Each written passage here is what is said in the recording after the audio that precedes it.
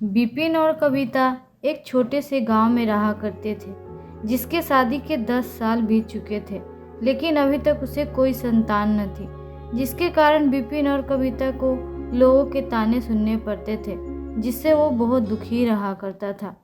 एक दिन बिपिन काम पे जा रहा था, तभी गांव के पुजारी मिले। क्या बात है विपिन, बहुत उदास लग रहे हो। अब क्या बताऊं पुजारी जी, लोगों के ताने अब सहे नहीं जाते। तुम उदास मत हो, भोलेनाथ है ना, सब ठीक कर देंगे। लोगों का क्या, बोलने दो जो बोलते हैं। अब कुछ नहीं हो सकता है पुजारी जी, लगता है मेरे ही भाग्य में संतान सुख नहीं है। ऐसा क्यों बोलते हो? मेरी मानो तो तुम देवघर कांवड़ लेके जाओ, वहाँ जाते ही हर असंभव संभव हो जाता है। ये पैसे रख लो, तुम्हारे काम आएंगे। बिपिन पैसे लेकर घर वापस लौट जाता है और पत्नी कविता को सारी बातें बताता है। तो कविता कहती है, ठीक है जी, हम कल ही देवघर चलेंगे, सावन का महीना भी है। अगले दिन ही बिपिन और कविता कांवड़ लेकर नंगे पैर देवघर के लिए निकल जाते हैं, बोल बम का नारा लगाते हुए। बोल बम बोल बम बोल बम।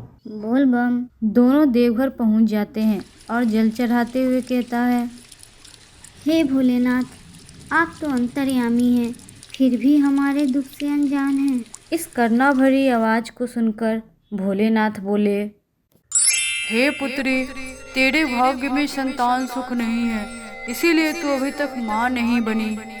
लेकिन इतनी दूर देवघर नंगे पांव मुझे जल चढ़ाने आए हो, तो तुम्हें खाली हाथ नहीं लौटाऊंगा। मैं तुम्हें एक पुत्र देता हूँ। बच्चे को देखकर दोनों बहुत खुश हो रहे थे। तभी भोलेनाथ बोले, इस पुत्र की आयु सिर्फ 5 वर्ष है। आयु पूरा होते ही ये पुनः मेरे पास आ जाएगा। बिपिन घबराकर बोला, क्या इसका मतलब ये पुत्र मुझे सिर्फ 5 सालों के लिए दिए हैं? बिपिन रो रो कर कई सवाल पूछता रहा, मगर कोई जवाब नहीं मिला। दोनों बहुत उदास हो जाते हैं और बच्चे को लेकर घर वापस आ जाते हैं। बिपिन ने अपने बेटे का नाम भोला रखा। धीरे धीरे वक्त बीतने लगा। बिपिन और कविता भोला का देखभाल और परवरिश करने लगा।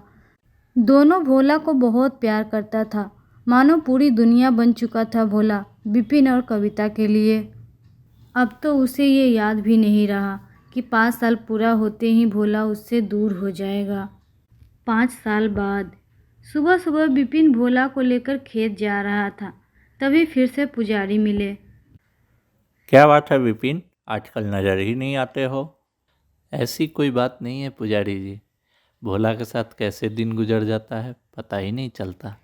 हाँ, सो तो है, इतने सालों बाद बाप जो बने हो। अब तो भोला भी इस सावन में 5 साल का हो जाएगा। 5 साल सुनते ही बिपिन को झटका सा लगा और वो सीधे घर वापस लौट गया। ये देखकर पुजारी सोच में पड़ गया। इसे क्या हुआ, अचानक से चला गया। कविता, कविता, क्या हुआ जी, आप इतने घबराए क्यों हैं?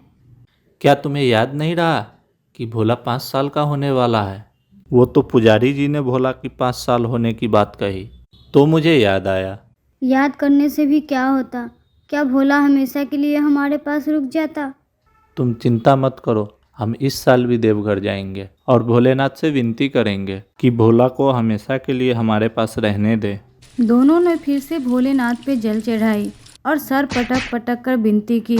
तो भोलेनाथ प्रकट होकर बोले, रुको बालक, भोला तो हमेशा तुम्हारा ही रहेगा। मैं तो तुम्हारी भक्ति की परीक्षा ले रहा था। तथास्तु। ये सुनते ही दोनों के चेहरे पे खुशी आ गई। ए जी, आपने सुना ना भोलेनाथ ने क्या कहा?